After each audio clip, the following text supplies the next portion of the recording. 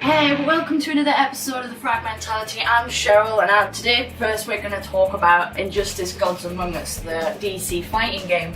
There's a collector's edition and a battle edition coming out, both with exclusive content and extras. The battle one is £150, but comes with its very own arcade stick with 3 exclusive changeable skins: Batman, Wonder Woman and some Spider-Man. You don't normally get like a full working arcade stick with a game, and they're actually pretty hard to get a hold of. I've got a Street Fighter arcade stick, but basically it was really hard for me to get a hold of. The fact that Injustice comes out with an arcade stick I think should excite many fans, but with a £150 price tag, I don't know how much you fork out for it. You do get artwork with it as well. It would be nice sitting on your shelf, in other words, as much as it is in your hands. The £100 collector's edition comes with a DC character as well. It comes with some downloadable content and some Justice League skins.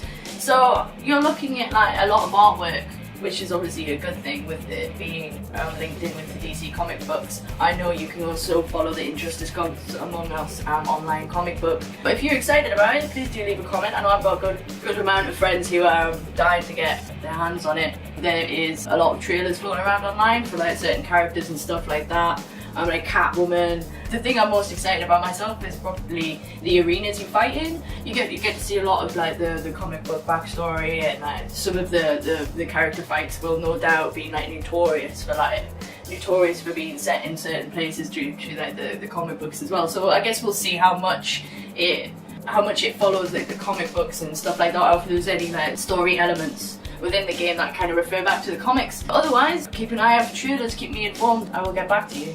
Okay, Disney Infinity was announced not so long ago, along with a nice little animated trailer.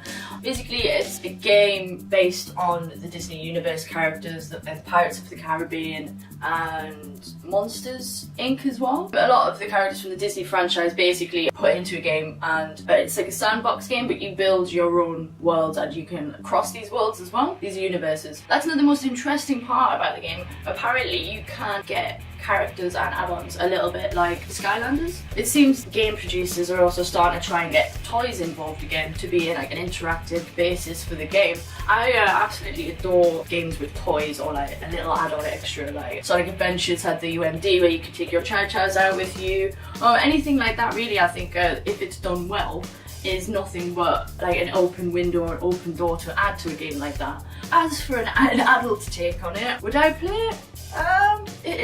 It seems like it could be an addictive one if you can unlock lots of things and it's not too easy in a kind of nice sort of way. Like kids games under a certain age can be repetitive and too easy for adult gamers. Disney Infinity comes with add-ons that you can buy, item add-ons. They come with these little plastic tokens, you could say. You basically you can go out and buy booster packs like in Skylanders, but all of the extras and stuff like that you get is basically for the Disney characters, not for the characters of the Skylanders range. Devil May Cry actually came out this week also. I'm a fan of the past games. I like Dante, like the characters, I like the whole Japanese storytelling look, though it was starting to get a little bit paper thin in places. You know, the combat makes up for that. The new Devil May Cry, the combat, which is shaping up to be like one of the best parts about the game. When I got to play a preview of it at Capcom HQ, that was definitely one of the most enjoyable elements, along with the platforming element as well. The combat it's only slightly tweaked, but if you give it lots and lots